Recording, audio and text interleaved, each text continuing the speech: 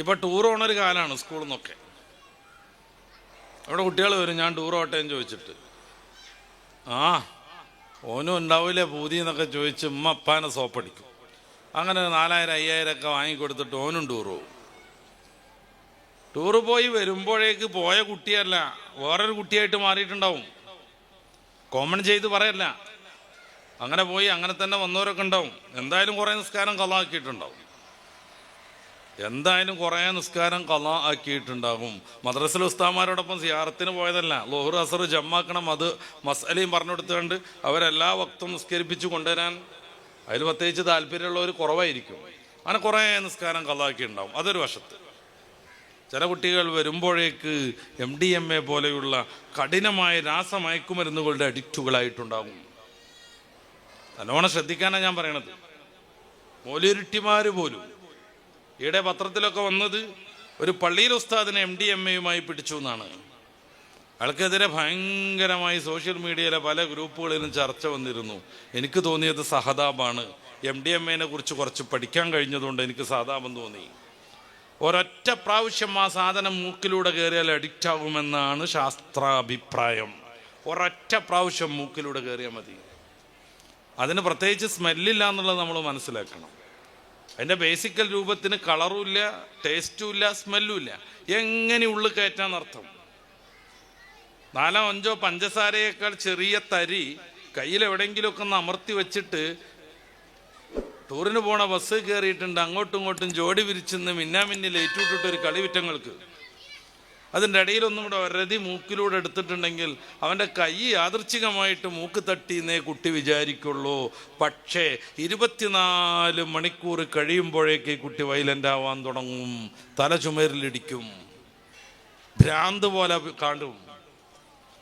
ഈ സാധനം പിന്നെ കിട്ടിയിട്ടില്ല എന്നുണ്ടെങ്കിൽ ആ കുട്ടി തല ഇടിച്ചിട്ട് ചുമരിൽ ഇടിച്ച് തല പൊട്ടിക്കും. കൃത്യമാ നേരം നോക്കി ആദ്യം തേച്ചെടുത്തോൻ വിളിക്കും, ഒന്ന് പുറത്തു പോയല്ലേന്ന് വെച്ചിട്ട്. പുറത്തു പോകണം, എനിക്ക് തല വരുത്തിട്ട് വയ്യാന്നറിയാൻ. അതിന് മാർഗമുണ്ടെന്നും പറഞ്ഞ് ഒരു വട്ടം കൂടിയും കൊടുക്കും. 2-3 ദിവസം സൗജന്യമായിട്ട് ഇത് കിട്ടുമ്പോഴേക്ക് ആ സാധനം ഇല്ലാതെ ബാലൻസ് കീപ്പ് ചെയ്യാൻ കഴിയില്ല കുട്ടിക്ക്, ആടിക്കൊണ്ടിരിക്കും. മാരകമായ മയക്കുമരുന്നുകളുടെ അഡിക്റ്റുകളായാൽ ഉമ്മ ദ്വേർന്നിട്ട് വല്യമ്മ ദ്വേർന്നിട്ട് രക്ഷപ്പെട്ടാലല്ലാതെ, ഓൻ്റെ പഴയ ഉസ്താദിനെ കണ്ടിട്ട് ദ്വേർക്കാൻ പറഞ്ഞപ്പോൾ മൂപ്പരാൾ ദ്വേർന്നിട്ട് രക്ഷപ്പെട്ടാതല്ലാതെ ഒരു മരുന്നുകൊണ്ടും അവനെ രക്ഷപ്പെടുത്താൻ സാധ്യമല്ല നിലവിൽ. എന്നാണ്ട് ഖത്തർക്ക് വിളിച്ചുകൊണ്ടിരിക്കുന്ന ഒരു വാപ്പ, ഒന്ന് വരണ ഒരു 5 ദിവസത്തിനൊന്നും പറഞ്ഞുണ്ട്. എന്താ സംഗതി? മൂപ്പരുടെ 2 മക്കൾ അവിടുന്ന് MDMAയുടെ അഡിക്റ്റുകളായി. ഇത്രേ മായതല്ലാ, 2 മക്കൾ എന്ന് വെച്ചാൽ അയാൾക്ക് 2 മക്കളെ നഷ്ടപ്പെട്ടു എന്നർത്ഥം. ഞാൻ അയാളോടുള്ള തർക്കത്തിലാണ്, ഞാൻ വരുന്നില്ല എന്നും പറഞ്ഞിട്ട്. കാര്യം ഞാൻ പോയതുകൊണ്ടോ ഒരു ക്ലിനിക്കൽ സൈക്കോളജിസ്റ്റ് പോയതുകൊണ്ടോ ആ കുട്ടിയെ തിരിച്ചു കൊണ്ടുവരാൻ പറ്റുമെന്ന് നിലവിൽ പഠിച്ചതനുസരിച്ച് എനിക്ക് പറയാൻ പറ്റില്ല. പിന്നെ എന്തിനാണ് അയാളുടെ കാശൊക്കെ ചിലവാക്കിയിട്ട് പോണത്? ഇപ്പോൾ അവിടെ ലീവൊക്കെ വന്നത് കാരണം ടിക്കറ്റിനൊക്കെ ഭയങ്കര വിലയുണ്ട്.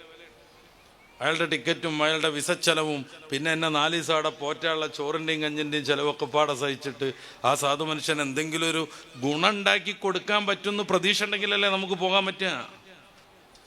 ഈടെ കുട്ടിയുടെ ഒരു ബന്ധുവിനെ വിളിച്ചു, നമ്മൾ ചെല്ലാത്തോണ്ടല്ലേ CID പൊക്കി നല്ല ഇടിയിട്ടീന്ന്. ഞാൻ പറഞ്ഞു അതുകൊണ്ടെങ്കിലും നന്നാവുമോ നോക്ക്, എനിക്കെന്തായാലും അപ്പണി പറ്റൂലല്ലോ അവിടെ വന്നിട്ട്. താമരശ്ശേരിയുള്ള എൻ്റെ ഒരു സുഹൃത്ത് വിളിച്ചു, മൂപ്പര ജ്യേഷ്ഠൻ്റെ മോൻ ഭയങ്കരമായി MDMAയുടെ അഡിക്റ്റായി, ഒന്ന് വന്നിട്ട് വയലറിന് കൊടുക്കണം, ദയവ് ഇത് വിളിക്കരുത് എന്ന് ഞാൻ പറഞ്ഞു. അവനതൊന്നും കേൾക്കൂല, ഉൾക്കൊള്ളൂല്ല എന്ന് ഞാൻ അയാളോട് പറഞ്ഞ് ബോധ്യപ്പെടുത്തി.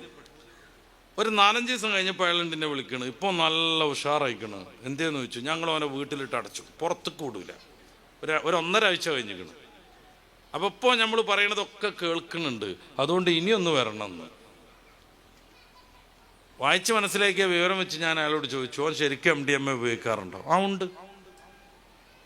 അത് 24 മണിക്കൂറായിട്ട് കിട്ടിയില്ലെങ്കിൽ അവന് വയലൻ്റ് ആവാറുണ്ടോ? ശരിക്കും ഉണ്ട്. അവൻ കത്തിയെടുത്ത് കുത്താനൊക്കെ നോക്കലുണ്ട്.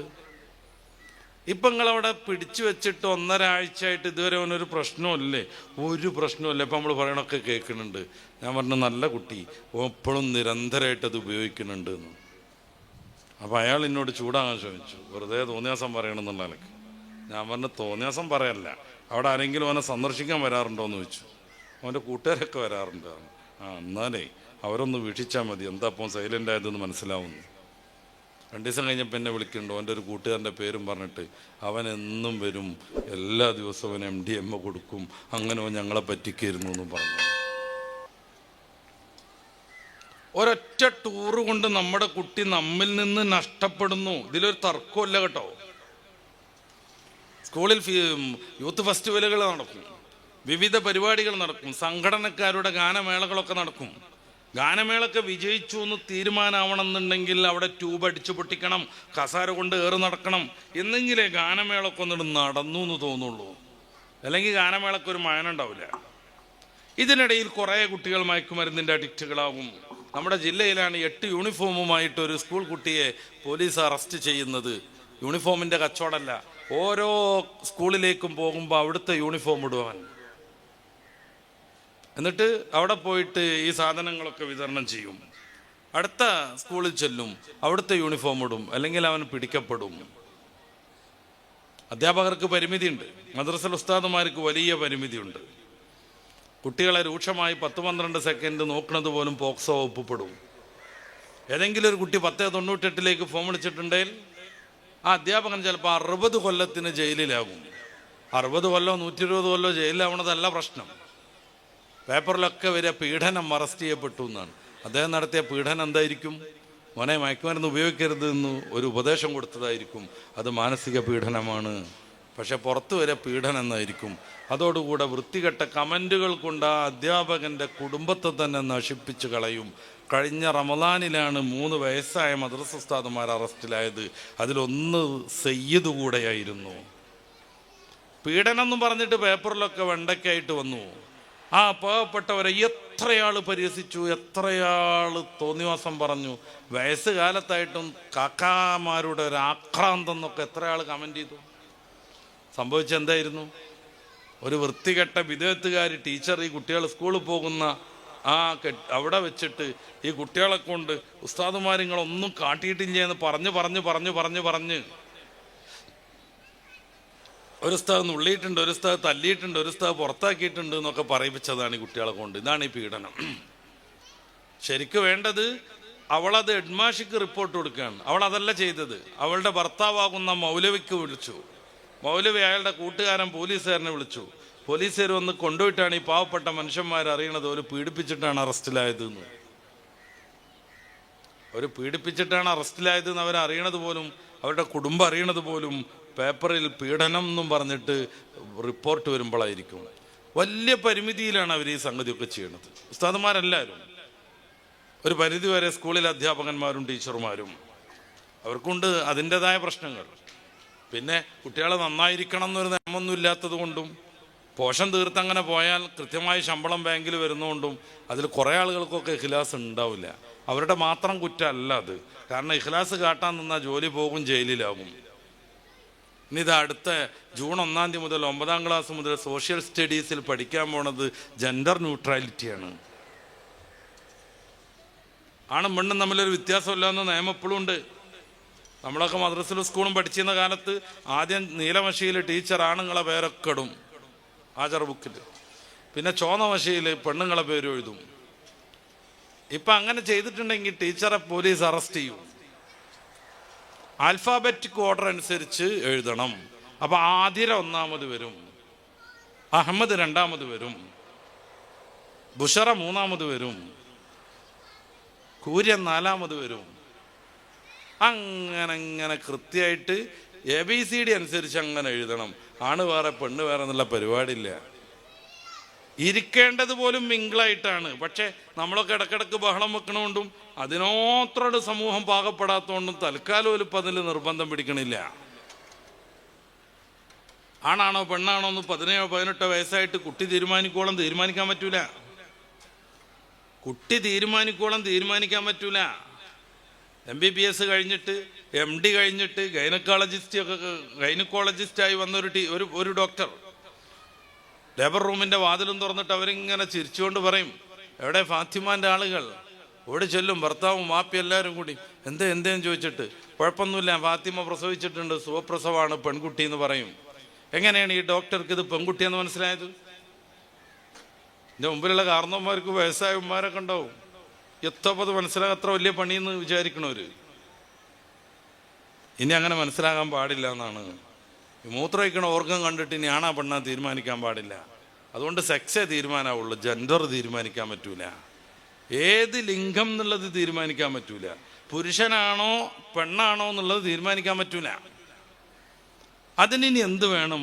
കുട്ടികൾ ചിന്തിച്ച് പക്വതൊക്കെ ആയിട്ട് ഓരോരുത്തർ തീരുമാനിക്കണം. അപ്പോഴേക്ക് താടിയൊക്കെ ഒന്നുണ്ടാവും, മീശൊക്കെ ഒന്നുണ്ടാവും, എന്നാലും ആ കുട്ടിക്ക് തീരുമാനിക്കാം അവൻ പെണ്ണാണ് എന്ന്.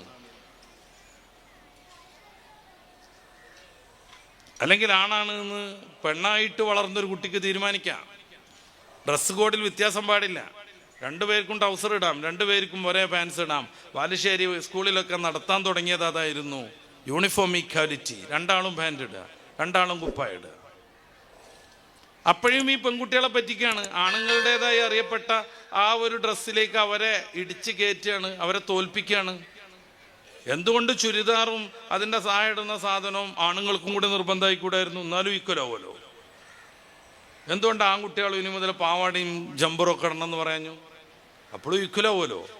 ഈ പെൺകുട്ടികളെ പിന്നെയും പറ്റിക്കുകയാണ്, ആണുങ്ങളുടെ ഡ്രസ്സ് ഇടണമെന്ന് പറഞ്ഞിട്ട് ഇങ്ങോട്ട് നിർബന്ധിപ്പിച്ചാക്കുകയാണ്. അന്ന് ഉന്നത വിദ്യാഭ്യാസ മന്ത്രി 4/24 ഒരു ട്വീറ്റ് ചെയ്തു. അവരെഴുതുകയാണ്, കേരളത്തിലെ ചെറുപ്പക്കാര് ഈ എട്രോനോർമാറ്റീവ് എന്ന് പറയുന്ന ജീവിത രീതി, എന്ന് വെച്ചാൽ ആണായി വന്ന് ആണായി വളർന്ന് പെണ്ണായി ജനിച്ച് പെണ്ണായി വളർന്ന ഈ ഒരു ജീവിത രീതി കൊണ്ട് ഭയങ്കരമായി പ്രയാസപ്പെട്ട് ടെൻഷൻ അടിച്ച് നിൽക്കുകയാണ്. അവരതിൽ നിന്ന് മാറ്റിയിട്ട് ക്യൂർ ജീവിത രീതിയിലേക്ക് കൊണ്ടുപോകാനുള്ള ആദ്യത്തെ പടിയാണിത് എന്ന് വിസ്തരിച്ച് പറയേണ്ടതാണ്. എനിക്ക് സമയത്തിന് പരിമിതിയുണ്ട്. എന്ന് വെച്ചാൽ ആണായിട്ടും പെണ്ണായിട്ടും വളരുന്നത് കൊണ്ട് വലിയ പ്രശ്നമുണ്ട്. കാരണം കല്യാണം കഴിക്കണം, പിന്നെ കുട്ടികളെ നോക്കണം, രോഗം വന്നാൽ ചികിത്സിക്കണം, ചെലവുണ്ടാക്കണം, വീടുണ്ടാക്കണം, അങ്ങനെ കുറേ പരിപാടിയില്ലേ. അത് വിചാരിച്ച് വിഷമിച്ച് നിൽക്കുന്ന കേരളത്തിലെ യുവസമൂഹത്തെ അതിൽ നിന്ന് മാറ്റിയിട്ട് തോന്നിയാസ ജീവിതം, ക്യൂർ എന്ന് പറഞ്ഞാൽ തന്നെ വിചിത്രം എന്നാണ് അതിൻ്റെ അർത്ഥം, വിചിത്ര ജീവിതത്തിലേക്ക് കൊണ്ടുവരാനുള്ള ഒന്നാമത്തെ സ്റ്റെപ്പാണ് ഇതെന്നും പറഞ്ഞിട്ടാണ് യൂണിഫോം ഈക്വാലിറ്റി നടത്തിയത്. അപ്പൊ കുട്ടി ജനിക്കുന്നതോടുകൂടെ ആണാ പെണ്ണാ തീരുമാനിക്കാൻ പറ്റൂല. അത് നിയമം കേരളത്തിൽ ഔദ്യോഗികമായിട്ട് വന്നാൽ വാതിൽ തുറന്നിട്ട് പറയും, എവിടെ ഫാത്തിമാന്റെ ആളുകൾ എന്ന് ചോദിക്കും. അപ്പോൾ ഓടിച്ചെല്ലണ സമയത്ത് ഫാത്തിമ പ്രസവിച്ചു വിട്ടോ എന്ന് പറയും. ഏതാ കുട്ടി അറിയുമ്പോൾ ഷട്ടപ്പ് എന്നറിയും, ഡോക്ടർ മുണ്ടരുത് അറിയും.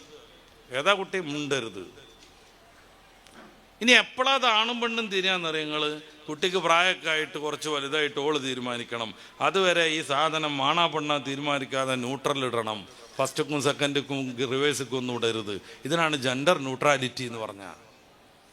ഈ പുസ്തകമാണ് പഠിപ്പിക്കാൻ പോണത് അടുത്ത ജൂൺ 1 മുതൽ സോഷ്യൽ സ്റ്റഡീസിൽ 9ാം ക്ലാസ്സിൽ. പ്രതിഷേധങ്ങളൊന്നും അവർക്ക് വലിയ വിഷയമൊന്നുമല്ല, കരുതിയത് നടപ്പിലാക്കും. താന്തോന്നികളായൊരു തലമുറയെ സൃഷ്ടിച്ചുകൊണ്ടിരിക്കും.